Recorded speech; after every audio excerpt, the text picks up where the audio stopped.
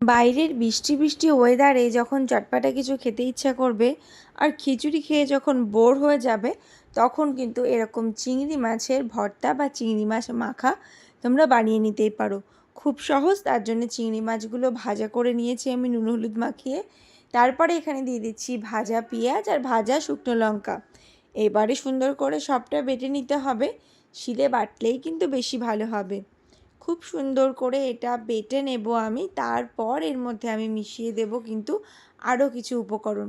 তোমরা দেখছো Priyanka's food diary. ভালো লাগলে অবশ্যই চ্যানেলটাকে লাইক, কমেন্ট, শেয়ার এবং সাবস্ক্রাইব করতে ভুলো না। তোমাদের সাথে কিন্তু রোজই আমার নতুন নতুন রেসিপি নিয়ে দেখা হয়, শর্ট ভিডিও বা লং ভিডিওর মাধ্যমে। তো আমি এবারে বাটার পরে এর মধ্যে আরেকটু পেঁয়াজ, কাঁচা লঙ্কা, আরেকটু নুন আর কাঁচা তেল দিয়ে এটাকে মেখে নিলাম। তাহলে এবার কিন্তু গরম গরম ভাতে শুধু খাওয়ার অপেক্ষা।